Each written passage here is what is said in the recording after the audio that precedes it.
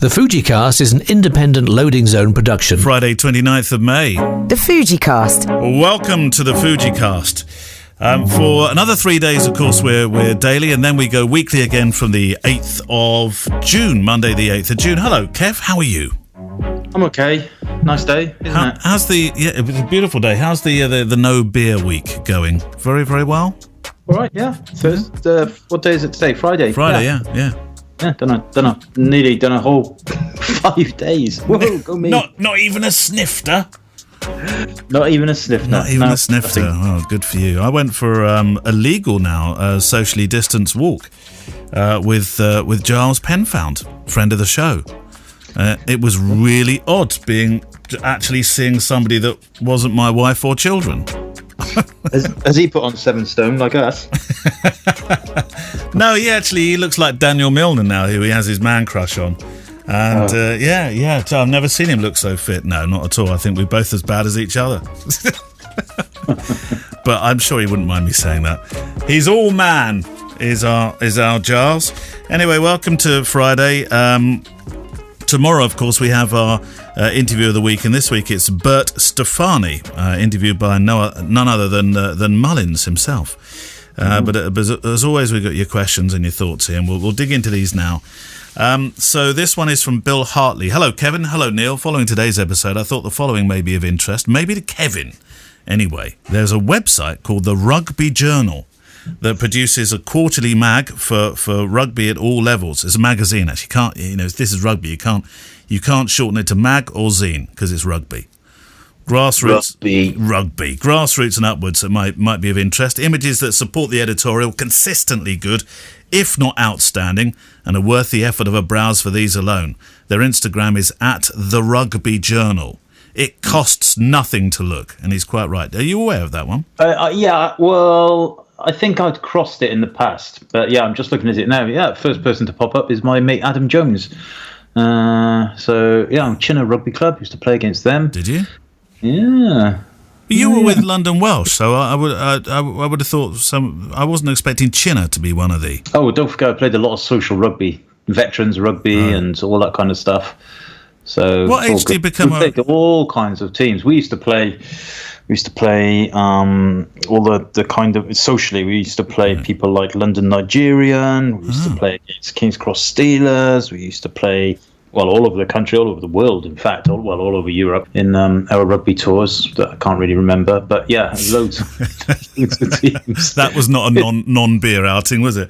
Who were the? If you ever had a sort of a sort of real cruncher club that you saw on the calendar coming up, who would you fear the most?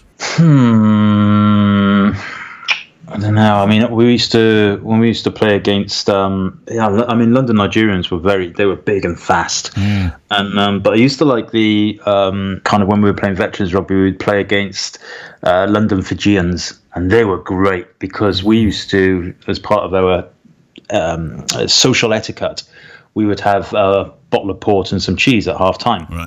At half time? Yeah, we would take that everywhere. We'd have a bottle of port and some cheese. So we'd thump the crap out of each other. Then at half time, we'd pull out this little card table and put out some port and cheese for everybody. It does sound very weird. Port and cheese? Oh, don't mind if I do. Pass it across, Mullins. And then they would continue to be, because they were big boys, those Fijians. They'd continue to unfast and run around us and thump us and all that. And then afterwards, they'd give us not rosettes, the kind of flowers that they put around your necks. Oh, I know the ones you mean when you go to places like Fiji, Hawaii, all those sort of places have them. Don't they? Oh, what are they called? Oh, I know what you mean though. I know what you mean. I can't remember. Anyway, and then Garland. Yeah. That's it. And we would, and then they would bring out their Fijian gin or vodka or whatever it was. It was very memorable up until about 7 o'clock. And then you'd probably say, "Let's go and play another half. Come on, boys." Yeah, we did. Actually, I remember playing a couple of games in the night time. We'd play on a Saturday, And then we'd play kind of under the floodlights later on, like charity games and stuff. They were great because you'd had a couple of beers by then, and you were even more loosed. In a tournament, how many days between would you need off just for your bodies to recover from the beatings that you were getting? It's hard. I mean, don't forget, in those days, it wasn't anything like it is now. When you look at rugby players these days, cripes, they're like monsters and machines. You know, they're just subhuman. So, you know, we would just play and then train in the week and then play again on Saturday. And, you know, that was it. I try not to go out and have too much to drink on a Friday night, but often we did. Yeah. Came with the game. Well, sport has changed a lot, hasn't it? My grandfather, with his sweet shop on the old Cambridge Road on the A10, just North London, he was the tobacconist for pretty much the whole of the Tottenham Hotspur squad. I mean, there's a phrase you would not use in sport these days. Yeah, they wouldn't absolutely be popping in to get their tobacco before a match. Anyway, he did have a question for the show, did Bill Hartley. Question for the episodes, maybe, but do you think that the current enforced time off will require photographers to exercise to return to previous skill and mental levels prior to getting back to whatever professional genre? Maybe even real exercise to prepare the body for those 9 hours a day on your feet as a wedding photographer. Cheers, Bill. Well, I think we've proved over the last couple of weeks that we're not as fit as we were 9 weeks ago. No, definitely not. Blimey, I've been for a couple of runs this week, and I was running a lot further, a lot faster, and in a lot quicker time than I'm running now. Yeah. Definitely. So yeah, I think it's a valid point actually. If I was expected to go and shoot a 10-hour wedding tomorrow, I would struggle. I'd be able to do it, but I would struggle. Probably the day after, I'd feel it a little bit more. Yeah, good point. I noticed a weird thing actually. 9 weeks in isolation, we've had pretty good weather, haven't we? So I've only actually worn soft trainers when I go out. No need for posh shoes. So I did, however, the other day pop on my walking boots. And did a longer walk. Oh, tell you what, Kev, blister central. I'm going to have to practice wearing normal shoes again. Yeah, and I thought of that, and kind of trousers and shirts. Well, I've been wearing my shirts and trousers are. Well, I've been wearing trousers. Well, are you trouserless in the house? We don't want to know. But one of the things that's been mooted, of course, now moving ahead for the next 6 to 12 months, Kev, is a level of fitness in case you do get ill. That's really important. Sort of level of basic fitness. We had a whole load of stuff about the 100 F&V. I'm never quite sure, Kev. People have accused us of this over the last week.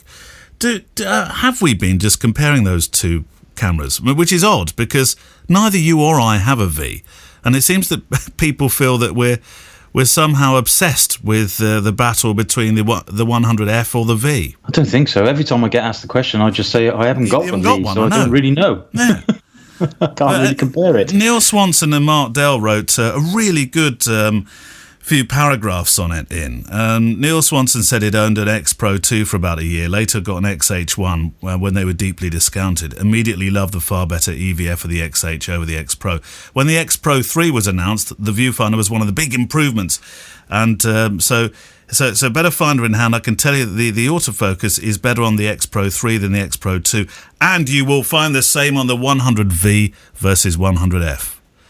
So there you go. So has the viewfinder size changed then? I don't know. I don't know on the X. You have had it in your hands, Mullins, at least once. I've never used it. I had it for like 15 minutes as when it was not even released, and that was a prototype, so I didn't use it. I don't know. Honestly, I do not know. I am sure it's better. It makes sense that it's better, and everybody, all of the people in the FijiCast Facebook group that have it, and there's a lot of them, say it's great. You know, a lot of them are swearing by it. I noticed that they did release a new firmware update for the X100V to address some kind of overheating issues a couple of days ago. But yeah, I mean, looks great. I really want one. I have to say, I do really want one. I'm kind of that. If I had the money, that would be the thing I would be spending my money on before I went to Spain, which I'm not going to. Mark Dell, just quickly on the top of that, and to close this one off then, said the Mark II lens is simply amazing in comparison to the F I owned, and its micro contrast and rendering of details is sublime. It's interesting because, you know, I think I'm okay to say this kind of stuff, but I went to Tokyo and Dubai where we did product meetings and looked at the specifications and the changes and ideas for the new camera and new versions of the X100V. And so the new lens was something that we talked about a lot, and this idea of whether it would be whether it would take away the fact that the new lens is brand new and sharper and everything, whether that would take away some of the charm of the previous X100s, which to a lot of people liked the fact that it was kind of wasn't exactly the sharpest tool in the box, if you like, at f2. And there was conversations about that, and we talked about the ND filters, and we talked about all kinds of stuff. And I spent quite a lot of time with the prototypes and the designs and all those various things. But I've not seen the final thing, so I don't know for sure. But there's some things you do know about. I mean, Mark also said the ISO dial is easy to use now. No lifting and twiddling as before. It's lift and lock. Perfect. D-pad replacement with a little toggle navigation system works well once you get used to it. ND4... built-in filter, great upgrade to the camera, and has been so useful in the current sunny weather. All the dials click properly. I mean, there we go. Everybody, there's not a word against it, is there? I'm going to put you in the not a word against it pile. Hopefully, me and Kev will have one day, subcategory pile. Anyway. Oh yes, there's a thread in the Fujicast group that caught my eye. An SEO question. Stand by. SEO question, so maybe one for Kev or any other SEO gurus. Go no further. Does duplicating content across website, Facebook and Instagram harm SEO? Now, Andy Stonier actually jumped in and had his thoughts on this. He said, I would Coco. In Yoast, the WordPress SEO plugin, you have the social tab, so you can tweak how Facebook and Twitter view the same post. Duplication of content is a big no-no. I'd always thought, Kev, and you're going to say I'm wrong now, that because Google doesn't, I didn't think anyway, or can't index Facebook or Insta, that you were fairly safe to copy a little content across if you needed to. Am I wrong? No. So there's a couple of points here. So Andy mentioned that you can have different snippets, if you like, for the previews that you see on social media and you do on Google, and he's right, you can. But that's not necessarily to pacify any kind of duplicate content goblins.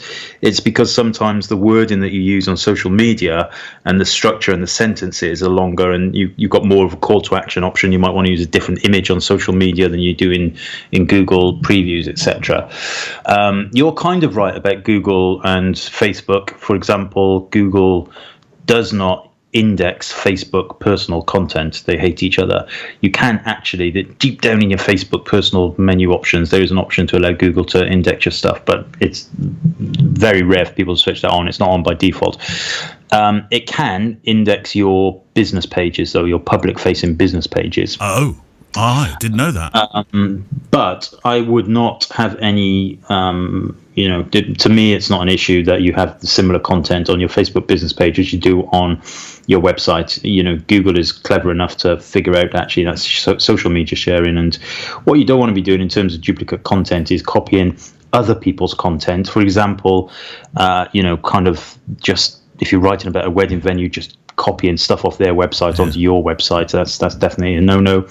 You want to try and avoid duplicate content on your own website. So overusing of things like categories and tags can often lead you into trouble. On that note, quickly before you go into the next one, if you mentioned copying something from another person's website, does that damage them as well as you? No, it can't do, can it? Because that wouldn't seem fair. Well, it's going to penalise you rather than them, isn't it? It depends actually on how the website's set up initially. So if they have proper dated canonicals, then what? Google will, yeah, exactly. I'm not even going to say it again. It's hard for me to say it. Then Google will figure it all out. But yes, so you can be penalised, but potentially the original person could be penalised as well. And certainly, a few years ago, that was the case. But people don't typically do that on purpose. I mean, it can happen. There's a really good tool called Copyscape. Oh, I've heard of that. Copyscape will allow you to put in your own URL and then see if other people have copied it for a start.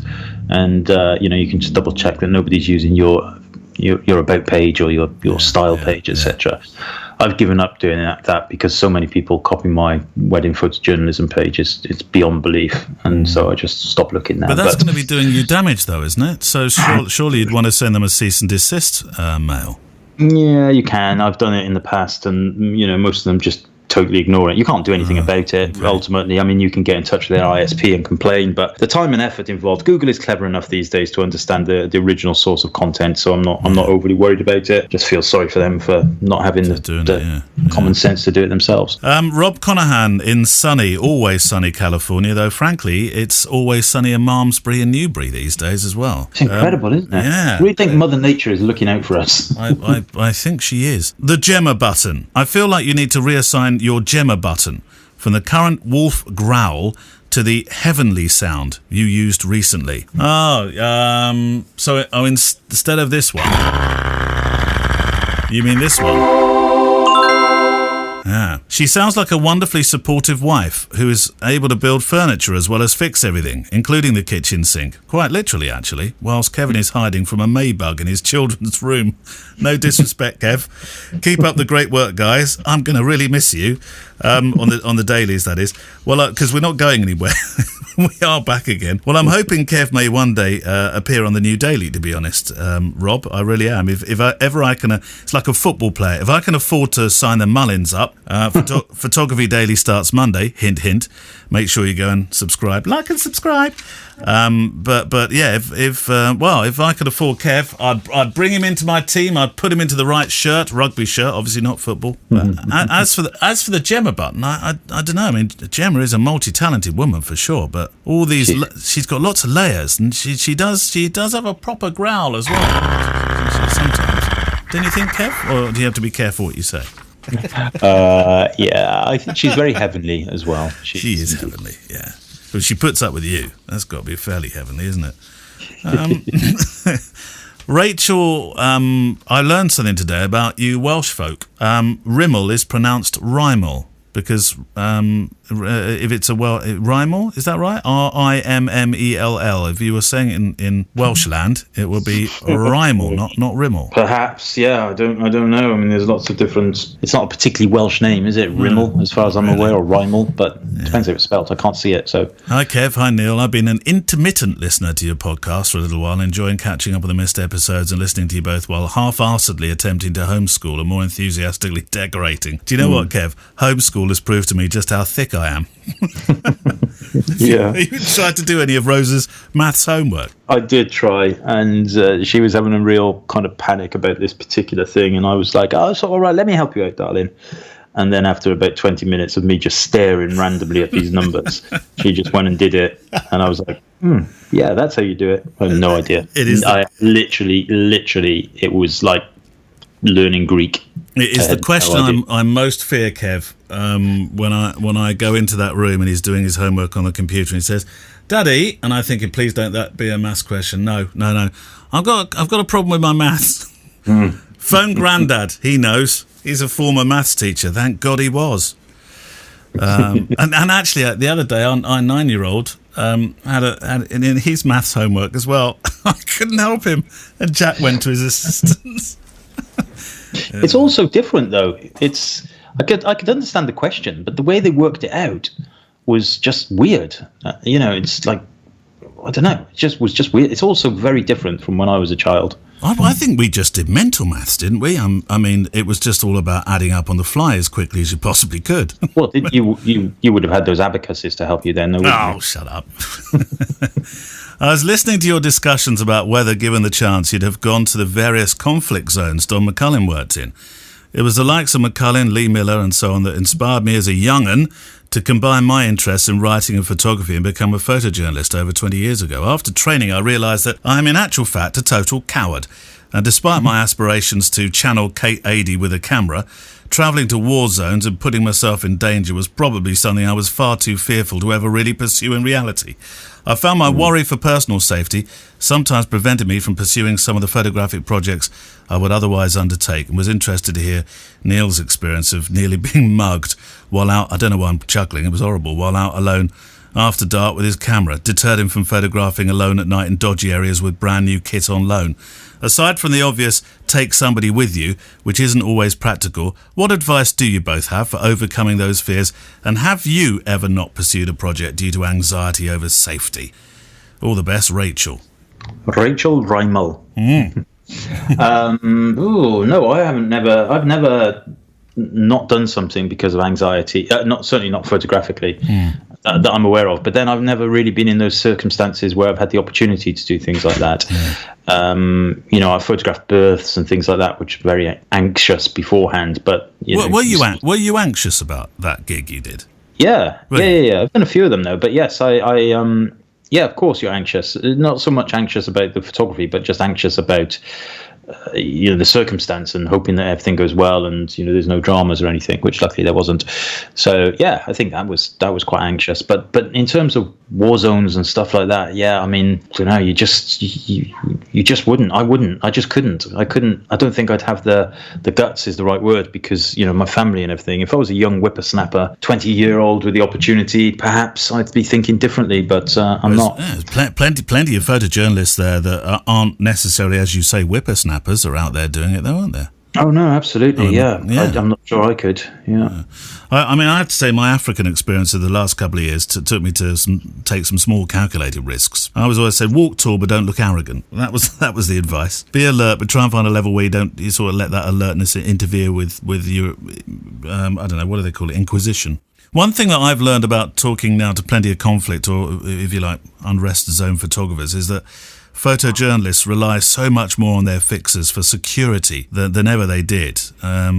Once upon a time, I think, Kev, carrying a camera gave people a chance to tell their story, and they, people wanted photographers to do that. But now, of course, with smartphones and so on, they can choose when they want to tell their story. So photographers, I think, can be seen as interrupting that choice, don't you think, sometimes? Yeah, that's very true. Technology has changed a lot of things, I guess, and we don't work in those circles, so we don't really understand the impact that's had. But yeah, I would imagine it has had a considerable spin on the way that photography and photographers are seen in places like that. But having talked to people like Adam Gray as well, the photojournalist in New York, now, okay, he's not going off to war or a conflict zone, but he's had to walk into pretty horrible conflict zones, hasn't he?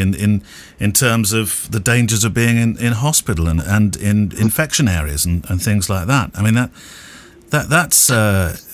See, I'm not sure I would have a problem doing that. I have to say, It's a little bit like, well, it's nothing like the conversation we had about eating witchetty grubs in the jungle on I'm a Celebrity. No. But you work on the assumption and you the best belief that you are protected and looked after as well as you should be. Everything else is an unknown. Yeah. But when you go into somewhere like a military zone, that's very different, when people are actively looking to hurt other people. Whereas in kind of things like documenting the COVID stuff, yes, there's a risk. Of course, there's a risk, but at the same time, I don't think I'd have a problem with that so much, I have to say. So if somebody said, right, Kev, got the story of the year, really, I have. I love your work. I love what you do. It's black and white. You can tell the story as you like, but it's a bit of a funny old area. But here's a pot load of money, though, which is going to secure you for a little while. Would you go? Yeah, as long as it wasn't somewhere where people would, out to kill each other, I think I probably would. Yeah, I mean, I would. I think I would. I really do think I would. It's hard to think of a scenario. I once did a portrait shoot for a Russian guy who. Now, this came via I can't remember the guy's name, but this came via a magazine in California, and alumni. What do they call ex-students? Alumni. Yes. I love that cheese. I put it on the barbecue, and I have Alumni. He was an alumni for this university in California, and so they got in touch with me. They said he's in London, and we're doing an article on him. Can you go and do some candid portrait? We want you to basically just photograph him at his desk. He's a very busy man. I was like, yeah, that sounds great. So off I trotted to London, and I got outside his office. And I thought I better look him up just in case there's anything on the internet. So I looked him up, and he was on Putin's most wanted list. Oh my word! He's had several assassination attempts on him. Right. And it just so happened that day there was a new, and this is why the story was being printed. There was something that had happened in the press or whatever that kind of proved that something he said was wrong or right. I really can't remember, and I probably shouldn't be saying. And there was this whole thing, and Putin was getting really angry with him again in the press. And I was thinking, as I was taking these pictures in this skyscraper in London with all these windows, I was thinking, I hope there's no any kind of crosshairs pointed into this room. You've been watching far too much James Bond. So I think that's the closest I've come to. But I know what you mean. I suppose some people are. Do you know? Some people are just inherently good with taking risks, aren't they? Some people are inherent risk takers, and some a little bit as safe. Did you watch the astronauts, for example, in Musk's? I keep calling it Tesla rocket. I know it's not a Tesla rocket, but waiting for liftoff last night because it got abandoned, didn't it? I did watch it. Yeah, I was like nervous as hell for them. I was. Yeah. Do you remember the guy that jumped out of the hot air balloon at the highest altitude or whatever it was? It was a Red Bull stunt. Oh, and then he flew down with those wings things. He was an Austrian. What was his name? I know Slumber Jumper or something. I know who you mean because he does this quite a lot, doesn't he? It's absolutely mad. It was incredible, and we watched that live, and actually, it turns out that somebody else jumped from even higher weeks later, but it wasn't the publicity stunt that Red Bull had put all over it, so nobody really noticed. But the fact that was filmed live, and you could see him going up and then sitting in his little capsule with his legs dangling over, and you could see the curvature of the earth below. Yeah. My word, my heart was in my mouth, and I never forget that footage. You have to look it up on the internet. We'll figure out. We'll remember what it's called, and I'll put it in the show notes. But there was everybody, all of the press had put their cameras in this capsule, so they were all filming and obviously taking pictures remotely and all that kind of stuff. But there was one camera that they'd left their lens cap on. Oh no! Oh no! Oh, what a mistake! And then he hurled himself out. And then he went into this spin, and that was the dreaded spin that everybody had said. If he goes into a spin, that could be the end of it. It could be, terminal. And they had the guy that had done it previously in like 1960 or something was commentating, and he was saying, they've gone into a spin, and he was saying we should probably cut the footage now. And then he came out of his spin. I wonder whether they'd planned that. Oh, I don't know. Because as narrative goes. Oh, I don't know. I would hate to think so. Yeah. But anyway, I mean, the point about being born brave or anything, I'm not sure it's so much about bravery, but being born with a storytelling vibe inside you. I think some people have it, some people don't, and some people have the absolute urge and necessity to document and tell stories. And whilst you and I would like to think we probably have that, really we don't. These boys going out there and girls going out there on the front line and doing everything that we chat about in our lovely little living rooms here. They're the ones with it. Watching those astronauts just for those few seconds beforehand, when then it was called off, my youngest Thomas turned to me and said, "You're never doing that job, Daddy." And I turned to him and said, "I think you're quite safe that I probably won't." Felix Baumgartner. He was the guy that jumped out of the... Felix who? Baumgartner. No, that's not his name. Baumgartner. What? Felix Baumgartner. That sounds close enough. Yeah, but the thing is, you could go to space because Elon Musk and other people are planning on allowing people to go to space, aren't they? Yeah. That was the first private spacecraft, wasn't it, that NASA were using? So it's the plan. I noticed, by the way, the spacesuits are a little, they're totally different now. I mean, they're very much Teslaized, weren't they? Very, very much Teslaized. It looked like they'd been branded by Apple. It was like a fashion show going into space. Well, that's it for today. Back tomorrow. Now it's Bert Stefani tomorrow. Looking forward to that. And then Sunday, of course, it's the last of the dailies, Kev. Haven't really planned anything particularly special, but I'm sure we'll come up with an idea. Yes. Okay. Chat to you then. Bye-bye. Bye-bye. The Fujicast is an independent loading zone production. Goodbye, sweetheart. Well, it's time to go. We're back tomorrow with another show. Well, unless we're fired, we'll talk to you then. Goodbye, sweetheart. Goodbye. Goodbye.